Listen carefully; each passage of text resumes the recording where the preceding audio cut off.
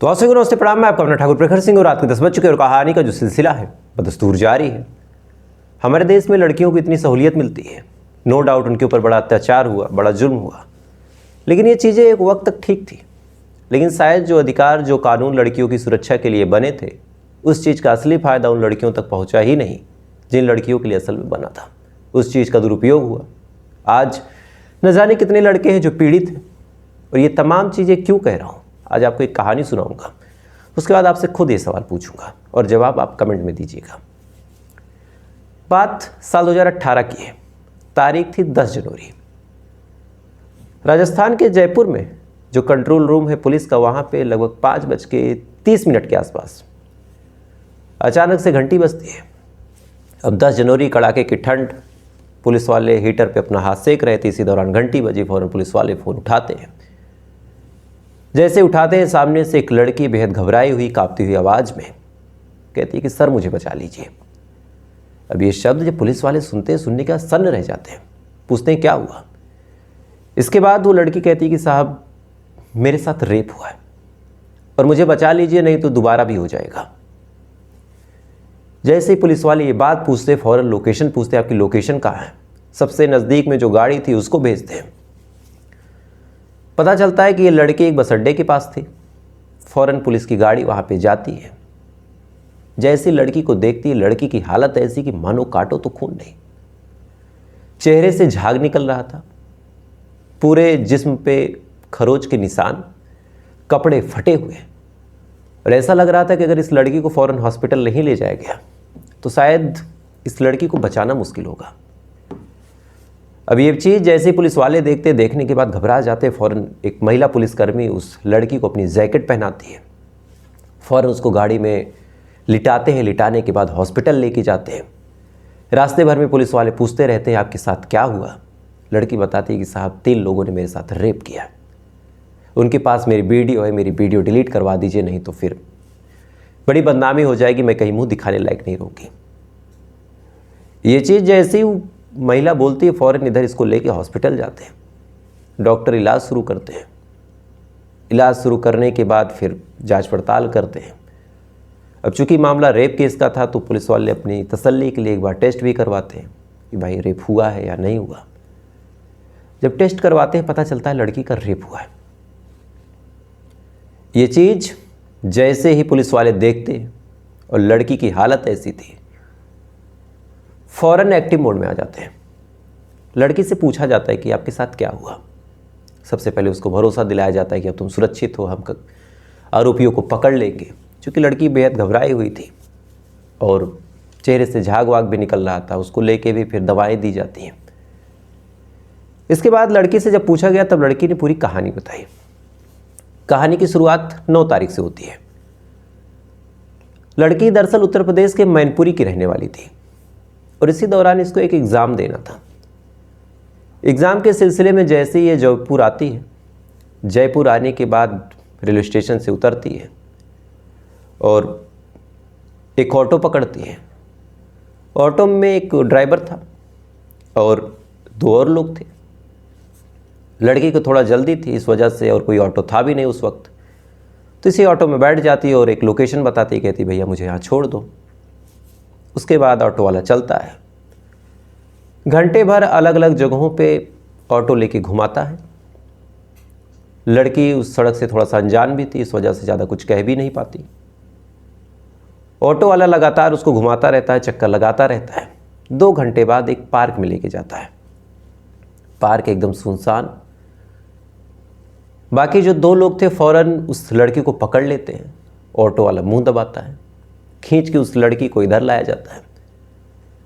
लाने के बाद उस पार्क में इस लड़की के साथ बारी बारी से 3 लोगों ने गैंग रेप किया। घंटे 2 घंटे तक ये चीज़ें होती रही। उसके बाद फिर ये लोग उस लड़की को ऑटो में डालते हैं। डालने के बाद हॉस्पिटल से आगे एक बड़ा फेमस इंस्टीट्यूट है, MNIT, बीटेक के लिए तो बेहद मशहूर है जयपुर में। वहाँ पे लाते हैं और उसी के आसपास इसको फेंक देते हैं और फेंकने के बाद कहते हैं कि देखो तुम्हारे साथ जो कुछ हुआ, अगर इसका जिक्र तुमने किसी से भी किया तो तुम्हारा वीडियो हमारे पास, हम इसको वायरल कर देंगे। लड़की डर गई। डरने के बाद चुपचाप वहीं पड़ी रही। उसके बाद जैसे जैसे रात चढ़ी एक चीज़ और इसके साथ हुई थी। दरअसल लड़की को कुछ एसिड और कुछ कीटनाशक दवाएं पिलाई गई थी। इसके मुंह में एसिड डाला गया था, उसके बाद कीटनाशक दवाएं पिलाई गई जिस वजह से इसको उल्टी हुई थी और इसकी जान बड़ी जोखिम में थी। जब ये चीज़ देखती है कि शायद एसिड और कीटनाशक दवाओं की वजह से मैं मर भी सकती हूँ, तो फिर आसपास के इलाके में मोबाइल फ़ोन की तलाश करती है। रास्ते में एक बुज़ुर्ग मिलता है। बुज़ुर्ग बेचारा बताता है कि बेटा वहाँ चली जाओ बस स्टैंड पे, वहाँ पे एक पीसीओ मिलेगा, वहाँ से कॉल कर लेना। उसके बाद लड़की जैसे तैसे करके अपनी हालत को संभालती है। रेप हुआ था, जहर खिलाया गया था, साथ ही एसिड पिलाया गया था। उसके बाद उस बस स्टैंड पे पहुंचती है और पहुंचने के बाद कॉल करती है। अब ये पूरी कहानी जब पुलिस वाले सुनते हैं, सुनने का दंग रह जाते हैं, क्योंकि एक लड़की जो जयपुर की मेहमान थी, उसके साथ इतनी घिनौनी वारदात हुई थी, इससे पूरी जयपुर की छवि धूमिल हो सकती थी। पुलिस वाले जांच पड़ताल शुरू करते हैं। सबसे पहले रेलवे स्टेशन जाते हैं, वहाँ के कैमरे खंगालते हैं। कैमरे जब खंगालते हैं तो बड़ी हैरान करने वाली चीज़ पता चली कि एक कैमरा तो ठीक है लेकिन 3 कैमरे खराब हैं। अब पुलिस वाले क्या करें? बहरहाल एक कैमरा जब खंगाला तो उसमें देखा कि ये लड़की लगभग 7:20 पे आई थी, लेकिन आगे किस रास्ते पे गई कुछ पता ही नहीं, क्योंकि कैमरा ही खराब है। इधर एक बड़ा सवाल था कि भाई लड़की के घर वालों को इत्तला कर दिया जाए, क्योंकि अब मामला लड़की का है, हम ना बताए वो भी दिक्कत हो, बाद में उंगली उठे। तो फिर लड़की के घर वालों को भी इत्तला किया गया। लड़की की अफसोसनाक बात यह है कि माँ थी नहीं, पिता था, भाई था, बेचारे भागे भागे आते हैं। आने के बाद जब पूरा मामला सुनते हैं, सुनने के बाद वो भी फपक फपक के रोने लगते हैं। पुलिस वालों से कहते हैं कि साहब इंसाफ कर दो, इकलौती बिटिया है, ज़िंदगी बर्बाद हो गई। बहरहाल पुलिस वाले इस मामले को बड़ी गंभीरता से लेते हैं। टोटल 300 लोगों की एक टीम बनाई गई और इन 300 लोगों को कहा गया कि जब तक आरोपी पकड़ा न जाए सोना नहीं है। इधर जब ये 300 लोग जांच पड़ताल करते हैं और हर आदमी एक आदमी से पूछताछ करता है, तो ये मामला 300 लोगों तक पहुंच भी गया। किसी ने महिला आयोग को फ़ोन कर दिया। जैसे ही महिला आयोग में ये बात गई, महिला आयोग फ़ौरन पुलिस को कांटेक्ट करती है और कहती कि आप क्या कर रहे हैं? एक लड़की के साथ इतना घिनौना काम किया गया, उसको एसिड पिलाया गया और आप हैं कि अभी तक पकड़ नहीं पाए। अब पुलिस पे और प्रेशर। इधर 300 लोगों से ये बात 3000 लोगों तक पहुंच गई। सबको लगा कि यार एक लड़की के साथ इतना बड़ा वारदात, इतनी बड़ी घटना और चारों तरफ मामला सन्नाटे में। फ़ौरन नौजवानों ने एक काम किया, कहा कि हम रैली निकालेंगे। हाथों में मोमबत्ती लिए 2 दिन के अंदर तमाम लोग सड़कों पे उस लड़की के लिए इंसाफ दिलाने के लिए। क्या लड़की, क्या लड़का, क्या औरत, क्या बुजुर्ग, क्या नौजवान, हर कोई सड़कों पे नारे लगाए जा रहे हैं, मोमबत्तियाँ जलाई जा रही। मीडिया के कैमरे भी पहुँचे, पुलिस वालों पे और प्रेशर। जांच पड़ताल कर रहे हैं, तफ्तीश कर रहे हैं, कैमरा खराब है, कहीं कोई सबूत नहीं, कहीं कोई सुराग नहीं, कुछ भी नहीं, करें क्या? लगभग 70 घंटे गुजर गए। पुलिस की टीम न ठीक से सोई है, न ठीक से खाई है, जांच पड़ताल कर रही है, लेकिन न कोई कंक्लूजन, न कोई आरोपी पकड़ा गया।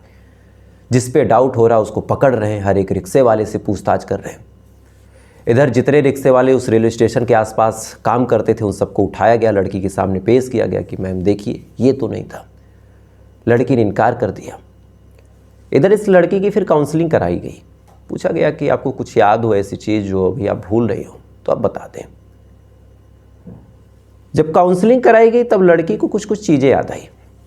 उसने कहा हाँ, जब वो लोग रेप कर रहे थे, चूँकि जो ऑटो वाला था वो तो अलग था, लेकिन जो 2 लोग पहले से बैठे थे वो तो एक दूसरे को जानते थे, तो उन्होंने एक नाम लिया था। एक ने दूसरे को संदीप कहा था और दूसरे ने पहले को ब्रिजेश कहा था, तो नाम उनका संदीप और ब्रिजेश है। अब उतना बड़ा जयपुर, ऑटो के कलर के बारे में पूछा गया तो बताया कि पीला और हरा, जो कि यूजुअली हर एक ऑटो में होता है। पीले और हरे कलर का ऑटो, और उसी से रेपिस्ट को पकड़ रहा था 3। क्या करे पुलिस? जांच पड़ताल कर रही, तफ्तीश कर रही, कुछ मिला नहीं। इधर जब काफ़ी जांच पड़ताल हो गई, कुछ खास चीज़ें मिली नहीं, तो फिर इन्होंने कहा पुलिस वालों ने कि यार एक काम करो, थोड़ा सा उस तरीके से सोचो जिस तरीके से हम सोच नहीं पा रहे। तो फिर बाकी पुलिस वालों ने पूछा मतलब? तो एक पुलिस वाले ने कहा कि ज़रूरी थोड़ी ना है कि अगर हम कातिल या फिर आरोपी को पकड़ नहीं पा रहे गलत काम करने वाले को पकड़ नहीं पा रहे हैं तो क्या गलत, ये भी तो हो सकता है कि अगर हम नहीं पकड़ पा रहे तो ऐसा कुछ हुआ ना हो। तो बाकी पुलिस वाले सन्न रह गए कि ये क्या बात है। तब उस पुलिस वाले ने कहा कि देखो 2-3 चीज़ें हैं। पहला, शाम के 7:30 बजे ऑटो पे बैठी मान लो, 3 लड़के थे, ये चाहती तो नहीं बैठती, 7:30 कोई लेट नहीं होता और ऑटो पकड़ लेती। अच्छा, इसको पता था कि जहाँ जाना है, आज के सोशल मीडिया के ज़माने में सब गूगल पे चेक कर लेते, 10-15 मिनट का रास्ता है, तभी वो आई थी। तो 1 घंटे से ऑटो वाला इसको टहलाता रहा और ये टहलती रही, इसने कभी ऑब्जेक्शन नहीं किया कि भैया मुझे उतार दो। दूसरी बड़ी बात ये कि रेप करने वालों ने रेप तो किया, लेकिन इस लड़की को लाके एमएनआईटी के सामने क्यों छोड़ा? भाई कोई इतना पागल क्यों होगा? मान लो गलत काम किया, उसके बाद उसको बैठाने के बाद लेके आते, रास्ते में पुलिस की गाड़ी मिलती, रास्ते में ही लड़की चीखने चिल्लाने लगती, तो कुछ तो चीज़ है जो छूट रही। अब ये तमाम चीज़ें जो पुलिस वाले पूछते हैं, और चूंकि जांच पड़ताल इतनी गंभीरता से पुलिस वालों ने की, हर एक ऑटो वाले को उठा लिया, सबसे पूछताछ कर ली, तमाम जगहों पे पता कर लिया, कहीं कुछ खास दिखा नहीं, तो फिर पुलिस वालों ने सोचा कि चलो लड़की को भी थोड़ा सा टटोल ले। तो वैसे तो पूछ नहीं सकते चूंकि मामला महिला आयोग में है, मीडिया और इधर सड़कों पे हज़ारों की तादाद में मोमबत्तियाँ जल रही इस लड़की के लिए। तब पुलिस वालों ने कहा कि काम करते हैं, इस लड़की की थोड़ी सी कुंडली खंगालते हैं। पता किया गया तो पता चला लड़की उत्तर प्रदेश के मैनपुरी की है, और साथ ही इसके मोबाइल की लास्ट लोकेशन निकाली गई और CDR भी। तो जब CDR और लास्ट लोकेशन निकाली गई तो 2 चीज़ें पता चली। पहली चीज़ ये पता चली कि लड़की भले ही मैनपुरी की है, लेकिन यहाँ के रहने वाले जयपुर के एक लड़के से रिलेशन में बातचीत करती है, उसका नाम ऋषिराज है। और दूसरी बात ये पता चली कि 7:20 पे आई, ये तो ठीक है, लेकिन जहाँ जहाँ इसने अपनी लोकेशन बताई थी उस किसी भी जगह पे इस लड़की का लोकेशन मिला नहीं। जब टेक्निकल सर्विलांस का सहारा लिया गया तो शक और गहरा हुआ। ये तमाम चीज़ें चली रही थी कि इधर भाई से भी पूछताछ की गई लड़की के कि भाई आपसे बातचीत कुछ हुई थी क्या, कुछ बताया था? आमतौर पे मीडिया वाले भी पूछ लेते हैं कि आपकी आखिरी बार बातचीत क्या हुई थी, क्या बोला था। तो जब ये चीज़ पूछी गई तो भाई ने, चूँकि भाई तो इनोसेंट था बेचारा, उसने एक जवाब दिया। उसने कहा कि मेरी बहन ने कहा था कि भैया 2 घंटे लग जाएंगे आज। अब ये बात पुलिस वालों को पता चली, उनको और थोड़ा सा डाउट हुआ कि भाई जब 10 मिनट का रास्ता है, 7:20 पे पहुंच गई, फ़ोन पे बात हुई लगभग 8 बजे के आसपास, फिर इसने कहा 2 घंटे लग जाएंगे, तो ऐसा क्यों है? ये तमाम चीज़ें चली रही थी कि टेक्निकल सर्विलांस ने एक ऐसी कमाल की बात बताई कि पुलिस वालों को पूरा यकीन हो गया कि लड़की झूठ बोल रही है। दरअसल इस लड़की का लोकेशन एक घर पे मिला उस टाइम पीरियड के दौरान जिसकी पूरी कहानी इसने बताई, और उस टाइम वहाँ पे एक और नंबर एक्टिव था जिसका नाम था ऋषिराज, और ये वही ऋषिराज था जो इस लड़की का बॉयफ्रेंड था, और एक और नंबर एक्टिव था। अब ये 3 नंबर एक्टिव थे। कहानी लड़की कुछ और बता रही थी। अच्छा, मेडिकल भी कह रहा था कि कुछ तो हुआ है। तो पुलिस वालों ने कहा चलो भैया ऋषिराज को उठा लो और लड़की को उठा लो। दोनों को उठाया गया और एक जो तीसरा नंबर वाला था उससे भी पूछताछ की गई। और इधर एक चीज़ और पता चल गई, एक FIR की कॉपी पुलिस वालों के पास आई, और इस FIR की कॉपी में कहा गया कि एक लड़की है जो मेरे ऊपर ऐसे फेक रेप के चार्जेस लगा रही। फिर क्या, उठाया गया, पूछताछ की गई। जब पूछताछ की गई तो ऐसी कहानी पता चली जिसको सुनने के बाद वो 1000 मोमबत्तियाँ जो इस लड़की के लिए जल रही थी शर्मसार होकर बुझ गई। महिला आयोग ने अपने आप को धीरे से बैकफुट पे लाया, मीडिया के कैमरे बंद हो गए, लेकिन अगर इतनी जांच पड़ताल ना होती तो एक लड़के या 2 लड़के की ज़िंदगी बर्बाद हो जाती। ऐसा क्यों, पूरी कहानी जानिए। लड़की उत्तर प्रदेश के मैनपुरी की थी। सोशल मीडिया पे इसकी मुलाकात ऋषिराज से हुई। दोनों एक दूसरे से बातचीत करने लगे, बातचीत करते करते एक दूसरे को पसंद करने लगे। आलम यह हुआ कि सब कुछ प्यार में बदल गया। लेकिन लड़की को अपने माँ बाप से बड़ी शिकायत थी। लड़की हमेशा कहती थी कि जो मेरे माँ बाप हैं बड़े पिछड़े सोच के हैं, बहुत निम्न विचार के हैं, ऐसे इंसान से ज़्यादा बातचीत करने का कोई सेंस नहीं बनता। ये तमाम चीज़ें ये लड़की बोलती है। बोलने के बाद पूछती है कि यार कुछ किया जाए। तब ऋषिराज और ये मिलके प्लान बनाते हैं कि क्यों ना हम शादी कर लें। लड़की का भी मन था, लड़के का भी मन था, लेकिन फिर दोनों ने कहा कि शादी करेंगे लेकिन सोएंगे अलग अलग, और जहाँ सोएंगे फिर उसको फंसाएंगे और पैसे लेंगे। तो फिर क्या करें, प्लान बन गया। इसके बाद पूरे प्लान के तहत ऋषिराज और ये लड़की उस दिन जयपुर में मिलते हैं और इसी दौरान एक लड़का जिसके बारे में इन्होंने जांच पड़ताल की थी, संदीप, उससे ये बातचीत 1 महीने से कर रही थी और फिर उससे कहती है कि मैं इस समय जयपुर में हूँ और आओ मुझसे मिल लो। अब लड़का जब ऑफर पाता है कि भाई गर्लफ्रेंड जो सोशल मीडिया पे बात कर रही है और बुला रही है कि जयपुर आई हूँ, आओ मिल लो, खुश। अपने दोस्त से 500 रुपये उधार लिए, सेकेंड ईयर का छात्र था। उधार लेके फ़ौरन उस कमरे में पहुँचता है जहाँ ये लड़की थी। अच्छा, आमतौर पे कमरा भी लड़की का ऐसा होता ही नहीं है, तो इसको कोई दिक्कत नहीं थी, कहीं होटल में नहीं ले जाना था, पैसे नहीं लगने थे। पहुँचता है, उसके बाद दोनों एक दूसरे के साथ फिजिकल रिलेशन बनाते हैं। जैसे ही फिजिकल रिलेशन बनाते हैं फ़ौरन संदीप जब जाने लगता है, अब लड़की अपना असली रूप दिखाती है। सबसे पहले कहती है मुझे पैसे दो। अब एक लड़का 500 उधार लिया था, उसी में से भाई 100-200 का बुके, 10-50 का चॉकलेट, 100-150 जो भाड़ा किराया बचा था वही बचा था। पैसे मांगे, अब दे कहाँ से। इसी बीच ऋषिराज आ गया, उसने कहा कि भाई वीडियो बन गया और रेप के चार्जेस लगेंगे, नहीं तो 5 लाख रुपए ला के दो। लड़का डर गया, उसने कहा कि 5 लाख में कहाँ से ला के दूँ। इसने कहा मुझे पता है तुम्हारे पापा बैंक मैनेजर हैं और नहीं ला के दोगे तो फिर मामला गड़बड़ है, 376 में सीधा जेल जाओगे। लड़का मोहलत लेता है, मोहलत लेके चला जाता है। जिस हसीन डेट के सपने लेके हो गया था वही डेट अब उसके सर पे भारी पड़ गई। देखते ही देखते तमाम कोशिशें करता है लेकिन पैसे का इंतज़ाम कर नहीं पाता। जब नहीं कर पाता तो फिर क्या करें। इनके दिमाग में था कि चलो फंसाते हैं। ये जाती है और FIR करती है। इसको लगा था कि मैं FIR करूंगी, उसके बाद मामला ज़्यादा हाईलाइटेड होगा नहीं, पुलिस पकड़ लेगी संदीप को, उसके बाद सुलह समझौता के नाम पे पापा से उसके पैसे ले ही लूँगी चूँकि पापा बैंक मैनेजर हैं। इसी दौरान इसने एक और लड़के को फ़ोन किया, ब्रजेश नाम के। प्लान में था कि इसको भी इसी रात में निपटा देती हूँ। भाई 11-12 बजे तक संदीप को निपटा दिया, उसको ब्लैकमेल करके भेज दिया। अगला नंबर ब्रजेश का था कि इसको बुला लेती हूँ, तो 5 लाख इससे, 5 लाख इससे, एक रात में 10 लाख, क्या दिक्कत है। ब्रजेश को फ़ोन किया लेकिन ब्रजेश दिमागदार था। उसको लगा कि रात के 1 बजे कोई लड़की इस तरह से क्यों बुलाएगी तो मैं क्यों जाऊँ, रिस्क हो सकता है। वो नहीं आया तो रात के 1-2 बजे तक इसने इंतज़ार किया कि भाई ब्रजेश नहीं आ रहा। इधर फिर इसने संदीप को फ़ोन किया कि पैसे का इंतज़ाम हुआ। संदीप ने कहा नहीं।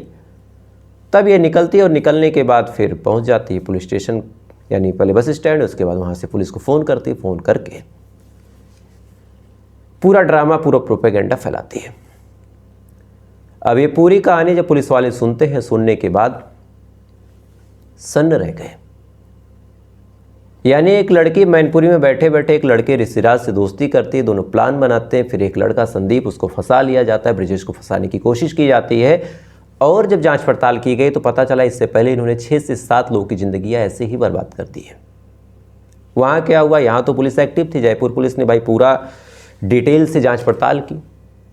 ये प्रयास किया कि कोई इनोसेंट ना फंसने पाए, नहीं तो अगर संदीप की शिनाख्त हो जाती, इनकेस जो लोकेशन निकाली गई थी, संदीप गिरफ्तार होता, लड़की कहती किसने किया था, यही था, और संदीप फंस जाता और पुलिस संदीप का पक्ष ना सुनती, तो फिर क्या 1-2 सुनवाई होती, उसके बाद केस विड्रॉ के नाम पे संदीप से मोटे पैसे ले लिए जाते।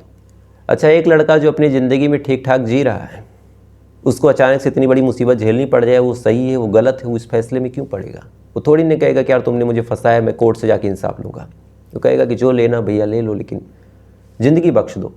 क्योंकि हम सभी जानते हैं कि हमारे देश में न्याय व्यवस्था ऐसी है कि अगर फेक केस भी हुआ तो क्या कर लेंगे आप, मानहानि का मुकदमा ठोकेंगे, चलता रहेगा, 10-50 हज़ार आपको मिल जाएंगे तो मिल जाएंगे, नहीं तो वो भी नहीं। लड़के के खिलाफ आप कुछ कर नहीं सकते, फेक केस आप पे लगते रहेंगे। क्योंकि इस देश में मर्द होना पहले भी मुश्किल था कि आप, जब औरतें घर पे रहती थी, बात कड़वी है मगर सच है, जब औरतें घर पे रहती थी तो फिर आप जाओ कमाओ, उनका पेट पालो। आज लड़कियाँ इंडिपेंडेंट है भाई, कमाने लगी हैं, कंधे से कंधा मिला के खड़ी हो गई हैं, फिर भी आप उनको भत्ता दो, उनके लिए एक्स्ट्रा कानून।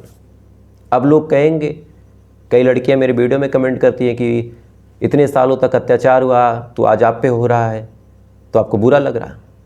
तो भाई अगर पहले कुछ हुआ है उसका रिजल्ट अगर आप निकालेंगे, हमने थोड़ी ना किया है, मेरे पिता के पिता के पिता ने क्या किया है, या फिर किसी के पिता ने क्या किया है, उससे मेरा क्या लेना देना। नॉर्थ कोरिया तो है नहीं। कि यहाँ पे एक ने गलती की तो उसकी आप 3 पीढ़ियों को सजा देंगे, या फिर जिसने किया है कानून आप बराबर रखिए। अब पहले लड़कियों को पढ़ने का अधिकार कम था, बीच में जब विदेशी आक्रांत आए थे, तो इसका मतलब ये थोड़ी नहीं कि आप इस समय लड़कों को पढ़ने का अधिकार छीन लेंगे कि नहीं भाई लड़कियों के ऊपर अत्याचार हुआ है तो अब लड़के ना पढ़े। एक समय ऐसा था कि हम हिंदुस्तानी को बतौर जो अंग्रेज़ थे वो चमड़े पे रखते थे, गंदे कपड़े पहनाए जाते थे। अब इसका मतलब ये थोड़ी ना है कि अब जितने अंग्रेज हमारे देश में हम उनको ऐसे ट्रीट करें। बात कड़वी अजय राजपूत अजय छत्री बोल रहा हूँ कि एक टाइम ऐसा था कि दलितों के ऊपर बड़ा अत्याचार हुआ, हाथ कमर में झाड़ू गले में मटकी रखी जाती थी। बहुत लोगों ने किया, बहुत लोगों ने विरोध किया, लेकिन इसका मतलब ये थोड़ी नहीं कि आज के ब्राह्मण और आज के ठाकुर आज के क्षत्रिय वर्ग में आप सच में वैसा कर देंगे। संविधान कानून न्याय व्यवस्था ऐसी है कि जिसके साथ गलत हुआ है उसको इंसाफ मिल जाए, गलत का बदला गलत कभी नहीं होता, ऐसा मेरा मानना है। बाकी आज भी लोग कमेंट करेंगे कि इतना साल उतना साल, इस सब चीज़ों से कोई खास फ़र्क पड़ने नहीं वाला। हालांकि मेरे वीडियो बनाने से भी क्या फ़र्क पड़ेगा, जो होता है वो होता रहेगा, जिनके बस में वो कुछ करेंगे नहीं और ये चीज़ें चलती रहेंगी। खैर, ये अपने आप में बड़ी अफसोसनाक कहानी है और ऐसी ऐसी कहानियाँ निकल के सामने आ रही है, इसको देख के दुख लगता है। आपकी क्या राय है कमेंट जरूर कीजिएगा, और ऐसी कहानी अगर आप सुनने के शौकीन हैं तो वीडियो को लाइक करके चैनल सब्सक्राइब करके अपना प्यार जरूर दीजिएगा। कल आपसे फिर मुलाकात होगी ऐसी किसी कहानी के साथ, तब तक आप अच्छे रहिए, खुश रहिए। जय हिंद, वंदे मातरम।